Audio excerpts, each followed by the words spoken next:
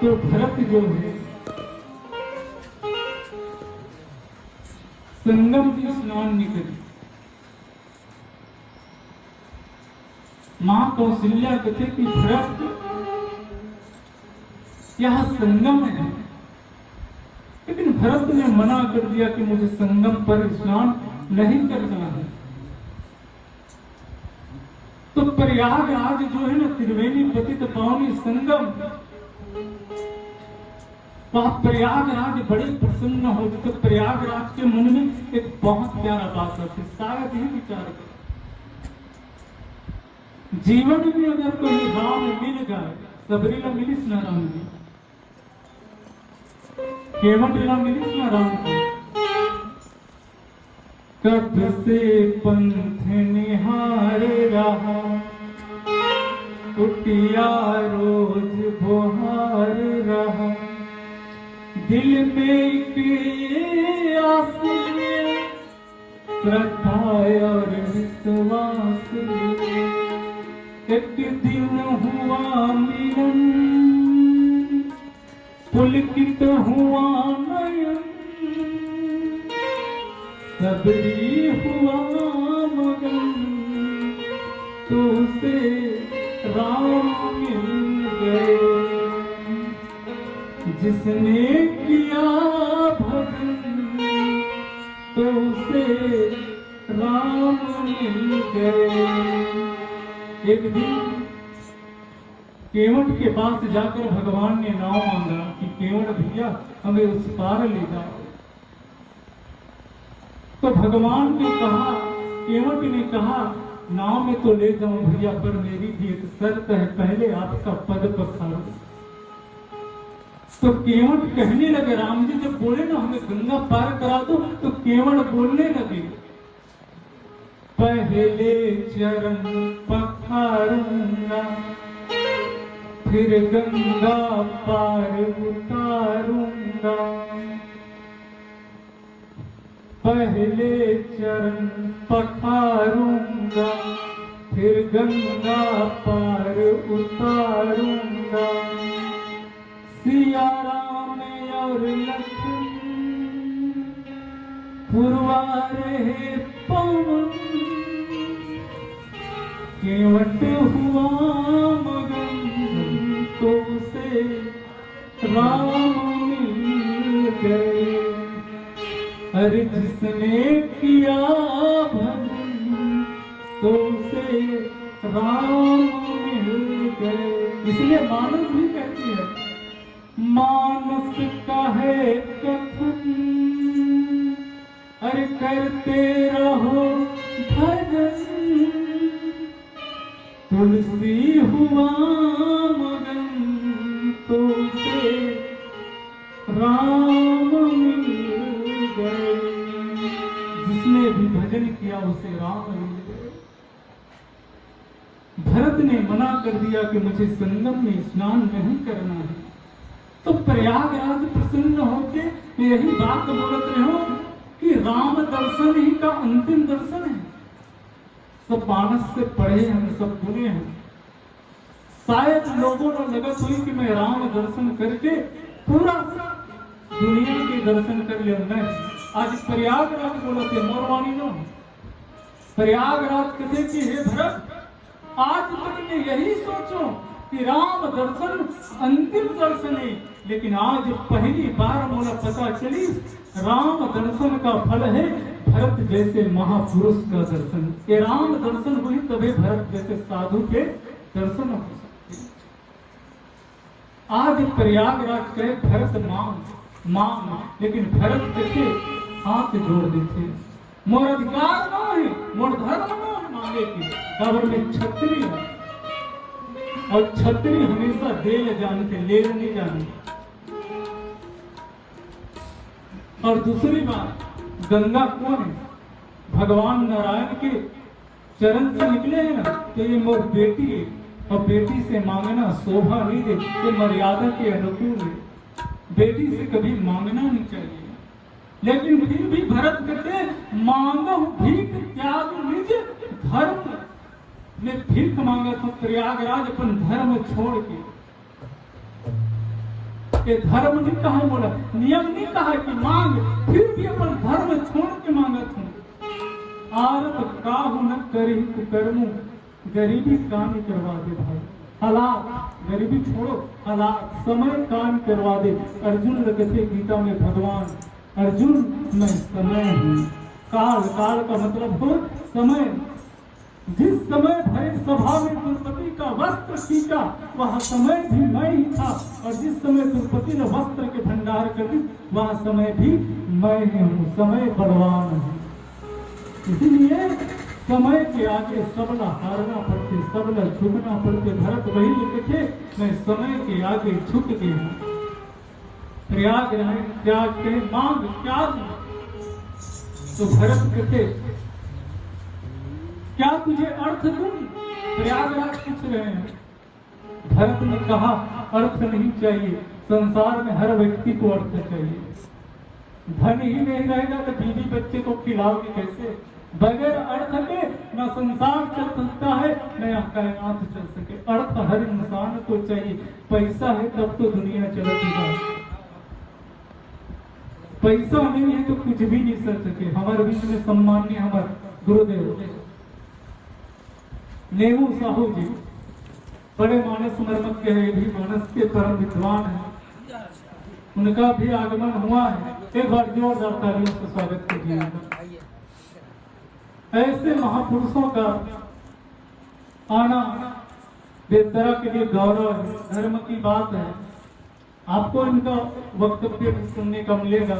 हमारे लेखपाल गुरुदेव भी विराजमान है, उनका भी बड़े अच्छे मर्मज्ञ मानस के बड़े धनी हैं। आपको जरूर इनका वक्तव्य मिलेंगे आपको सुनने के लिए। तो चलो, अर्थ हर आदमी को चाहिए, बगैर अर्थ का नहीं चले। लेकिन भरत ने अर्थ क्यों मना कर दिया? क्यों किया? भरत का कहना है ऐसा अर्थ नहीं चाहिए जिससे अनर्थ हो जाए। ऐसा अर्थ नहीं। चोरी के अर्थ लगाओगे ना, चोरी से धन कमाओगे तो तुम्हारा परिवार बिगड़ जाएगा। इसलिए भरत कहते ऐसा अनीति पूर्वक वाला अर्थ नहीं चाहिए मुझे, जिस अर्थ से राम दूर हो जाए। कई बार ना पैसा आए के बाद राम लोग भूल जाते। इसीलिए भरत कहते कि ऐसा धन नहीं चाहिए जिससे धर्म ही गायब हो जाए, अर्थ ही गायब हो जाए। इसलिए भरत ने मना किया, मुझे अर्थ नहीं चाहिए। तो प्रयागराज ने कहा धर्म क्यों? उनको लगा भरत तो धार्मिक आदमी, रामो विग्रहवान धर्म, राम का भाई है भरत, और राम का है धर्म का विग्रह है। तो लगा शायद धर्म को हाँ कह। लेकिन भरत ने कहा मुझे धर्म भी नहीं चाहिए। आजकल तो धर्म में ही अधर्म करते। किसी का अगर चरित्र बिगड़ गया है तो मंदिर चले जाओ, लोगों के सामने बढ़ जाओ, पुजारी बन गया। लेकिन भीतर से बनो तब तो ना। बाद में लिखे पंक्ति में भरत के लिए कि हे भरत तुम सब मेरी साधु, ऐसा प्रयागराज ने लिखा है कि सब प्रकार के साधु हैं। भरत कहते ऐसा धर्म नहीं चाहिए जिस धर्म से राम दूर हो जाए। जैसे विचार करें, प्रहलाद ने कहा था हिरण्यकश्यपु को, हिरण्यकश्यपु ने प्रहलाद को कहा था कि मैं ही भगवान हूँ, मैं ही ईश्वर हूँ। जैसे और बाप कह दे यही भगवान राम है, तो वैसे बाप ने छोड़ देना गलत नहीं है, छोड़ देना चाहिए। कौन छोड़ेगा? तो प्रहलाद अपन पिता हिरण्यकश्यपु ने छोड़ दी। वो भगवान बनना चाहते थे, लेकिन भगवान नो है। प्रहलाद के लिए भले भगवान का, लेकिन मोर लिए तो नहीं हो सके ना। ऐसे धर्म को छोड़ देने के भरत वही बात कहते कि जे धर्म जबरदस्ती ला के खड़ा कर दे, ऐसा धर्म नहीं चाहिए जिससे राम दूर हो जाए, जो राम से दूर वो कर दे। मानस के उत्तरकांड में लिखे लुप्त हुए सदग्रंथ नाना प्रकार के हो गए पंथ। तो ऐसा पंथ नहीं चाहिए जिससे हमारा राम दूर हो जाए, जिससे हमारा कृष्ण दूर हो जाए, जिससे हमारा संकट दूर हो जाए। इसलिए धर्म को मना किया, ऐसा धर्म नहीं। देखो एक परिवार के कर्तव्य का है, ठीक से समझिए। एक पति को चाहिए अपनी पत्नी का जवाबदारी ले, अपने बच्चे का जवाबदारी ले, अपने परिवार, और वो कहे मुझे जाना है जंगल में साधुता करना है, तो बेकार है वो आदमी। उसको धर्म में रहना चाहिए। उनका पहला धर्म है परिवार का पालन करना, परिवार का पोषण करना।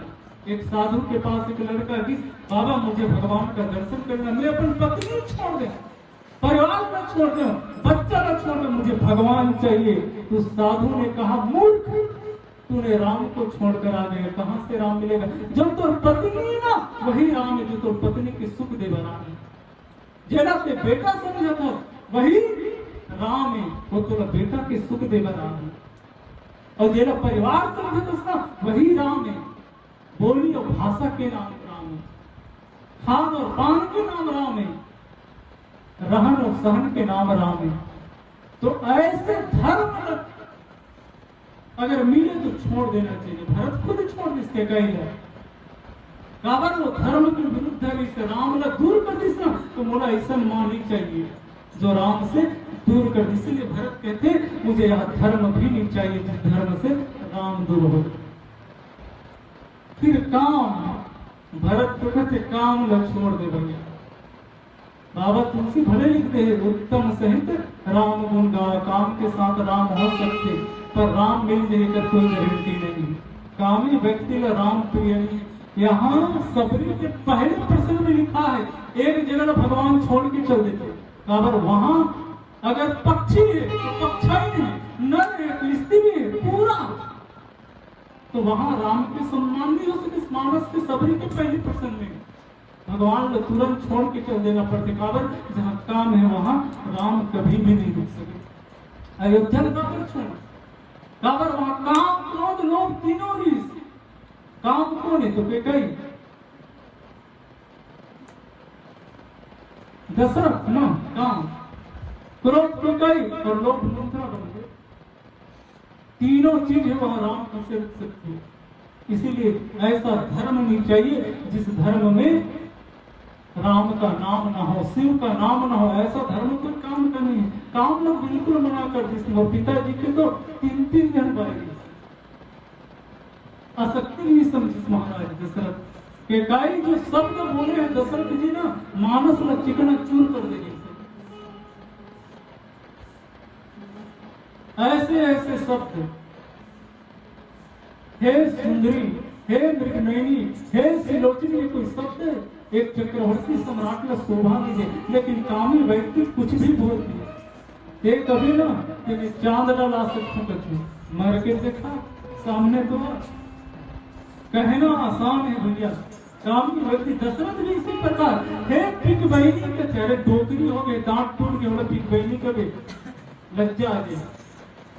लेकिन कामी व्यक्ति हमेशा ये कर सकते। एक कारण भगवान भरत जो कहते मुझे काम नहीं चाहिए जिसमें आसक्ति आ जाए, जिससे राम को हो जाए, ऐसा काम नहीं चाहिए। फिर कहते मोक्ष। अब सोचो आदि गुरु शंकराचार्य जी भगवान के मूल बात याद रखते। ये मानस के उत्तर कांड में 7 प्रश्नों में जो काग भूमि से पहला प्रश्न करने के उत्तर में बोले हैं मनुष्यत्व मनुष्यत्व महापुरुष संशय। आदि गुरु शंकराचार्य जी भगवान अपन विवेक चूड़न मनुष्य के कर्म मिले दुर्लभ है, लेकिन मोक्ष के कामना है वो तो दुर्लभ है। कौन मोक्ष भाव समझे करता? कोई मनोरंजन के लिए, कोई अपन तो खड़ा रहेगा मनोरंजन इसमें होते वो। लेकिन तीसरा बात आदि गुरु शंकराचार्य भगवान बताइए महापुरुष संशय, किसी महापुरुष का सानिध्य मिले ये तो और भी दुर्लभ है। जरूरी नहीं है कि मैं रामायण को व्याख्या करता हूँ तो महापुरुष हो गए, इस भूल में कभी मत रहेगा। महापुरुष वहां बैठने वाला भी हो सकता। चंदन और तिलक से कुछ नहीं ऐसा। महापुरुष भीतर का विषय है, गहराई का विषय है, इसको समझना है, इसको जानना है। तो मोक्ष भी मना कर दी भरत, मोक्ष नहीं चाहिए। मोक्ष लेके काही प्रवेश तो का चाहिए? जन्म जन्म रति राम पद यह वरदानन। मैं बार बार जन्म लेना चाहता हूँ, बार बार मरना चाहता हूँ, लेकिन हर जन्म में राम के चरणों में प्रीति जाता हूँ। ये भरत जैसे साधु भी कह सकते मर गए और रामे ने भुला इसका मतलब एक बार बार की बार बार मर, लेकिन राम के चरणों में मर। मृत्यु ऐसे होना चाहिए, मरो तो भी राम के लिए और जियो तो भी राम के लिए। आवन भजन फिर देखते हैं।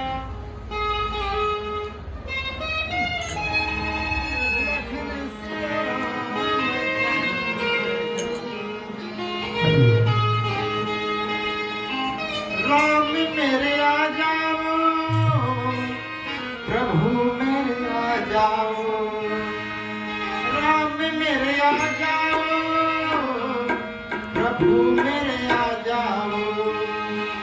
चित्रकूट के घाट घाट में सबरी होए बात, राम मेरे आ जाओ। चित्रकूट के घाट घाट में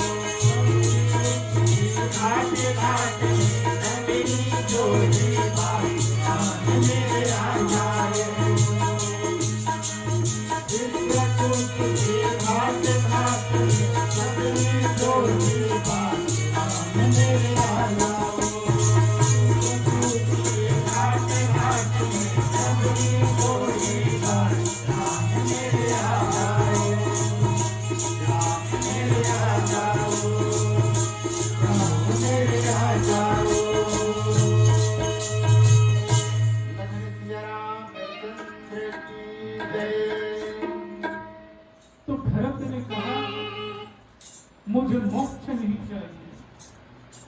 मोक्ष को मना किया भरत ने, और आदमी को मोक्ष चाहिए। आदमी को चारों चीज चाहिए, धर्म भी चाहिए, अर्थ भी चाहिए, काम भी चाहिए और मोक्ष भी चाहिए। लेकिन भरत ने मना कर दिया। अब राम के चरणों से बड़ा कोई मोक्ष हो सकता? अब जटायु भगवान की गोदी में उन्हें अवसर मिले का ये मोक्ष से कम है। लेकिन दशरथ ने नहीं मिली सुना, ये सौभाग्य नहीं मिली, बल्कि वो पक्षी राधन पक्षी ने मिली। दशरथ ने कब मिली से सौभाग्य? युद्ध के भूमि में जब रावण के विनाश हो गए और देवता जय जयकार कृष्ण, तो वो समय एक जानी पहचाना आवाज राम जी सुनाई दी। भगवान किसी एक कौन सा बात है काका थे जो देवता पुकार थे, और भगवान ऊपर की ओर देखते नहीं तो देखते कर पिताजी दशरथ। उसी समय महाराज दशरथ की गति हुई, भगवान की नजर पड़ी तब। इसीलिए भरत के ऐसा मोक्ष नहीं चाहिए। और आदि गुरु शंकराचार्य को ऐश्वर्य याद नहीं है ना मोक्षांशे वाला आप प्यारा सूत्र आदि गुरु शंकराचार्य भगवान। इसीलिए मैं कई बार कथा में हर महापुरुष के जिक्र काबर करता हूँ। खुद के तो सीखे नहीं है, तुलसी के तस्वीर लोग भले कही देते कि मैं बोले हम ठाक बोल देते हैं। ग्रंथ तो पहले से तुलसी बाबा लिखते हैं, कोई ना कोई तो है, तो हम किसी महापुरुष से सुने बोला छुपा मत। गुरु संग कभी बुराव नहीं करना चाहिए, जहां से सीखे हो बराबर करो। मैंने कई बार कहा कि पूज्य पाठ डोंगरे जी महाराज कहीं से गुजर रहे थे, तो उन्होंने 3 बात बता दी। कहीं आपको जाना हो किसी के घर और आपको अगर भोजन भी मिल गया अनावश्यक, तो 5 माला का जाप करना चाहिए साधक में। 5 माला किसने मत आ जाओ दूसरा आदमी बरोबर, कम से कम घर में जाओ ना तो परिवार और घर के नाम से 5 माला भगवान का नाम लेना चाहिए। डोंगरे जी महाराज ब्रह्मलीन संत, इनका बात है। दूसरे की तरह मत रहो, कीड़ा मकोड़ा की तरह, क्योंकि सत्संगी हो। और वही डोंगरे बाबा बोलते कि अगर किसी मृत्यु में चल जाओ काकरो और वहां जाकर आपको भोजन करेंगे तो अगर परिवार के शांति के लिए 10 माला का जाप करना चाहिए। लेकिन डोंगरे बाबा को बोला वो वाणी बहुत प्रिय लगते, वो कहते लेकिन अगर सत्संग करे के अवसर मिल जाए नहीं तो वहां 10 नहीं 1000 माला भी जपे तो कम नहीं। आज बोले बहुत समर्जिते सत्संग चा ममलते पुरुषो यदा ये भागवत के डोंगरे जी महाराज कोई साधारण नहीं, हाथ में मक्खन रखते तो कृष्ण आके चाहते, ऐसे परम पूज्य डोंगरे बाबा। इसीलिए मोक्ष को मना किया, मुझे मोक्ष नहीं चाहिए। ये भरत है, भारत की परंपरा। और एक खोज भागवत में जड़ भरत जिक्र नाम से पड़े, जिससे ये देश के नाम भारत आज भी करके भारत वर्ष आर्यवर्त, ये वही भरत है जिक्र नाम से ये देश के नाम पड़े, जिससे भारत। ये भी ना एक शावक के पीछे जाके अपन शरीर नष्ट कर दी। साधु है, बहुत बड़ा राजा चक्रवर्ती सम्राट, अगर जिसे कोई नहीं पर गंडकी नदी के सामने जाकर एक दिन बैठ के भगवान भोलेनाथ के तप करने सभी की बात करो ना, ये पार्थिव शिवलिंग कलयुग का बड़ा है महत्व है। तो पार्थिव शिवलिंग की पूजा करते थे जड़ भरत। उस समय तो खैर जड़ भरत नहीं ऋषि, भरत ऋषि अखंड राज्य ऋषि। लेकिन देखते एक हिरण गंडकी नदी में पानी पिए वाला से हिरनी गर्भवती जड़ भरत एक पूरा नजारा देखते रहते, और उधर से एक बाघ आ जाते, बाघ न देखते तो हिरनी और 5 छलांग लगा देती, कूद देती, प्राण बचा कर, लेकिन उसी समय प्रसव कर देती। तो शावक वहां गंडकी नदी में बात में तो हिरनी पत्थर में टकरा के मर गए। तो भारत में बड़ा ग्लानि होते, तो शिव ने दोष दे, भगवान ने दोष दे के वाह विधाता ये बोझ लगते हैं समोर लिखा है बात, ये बोझ है।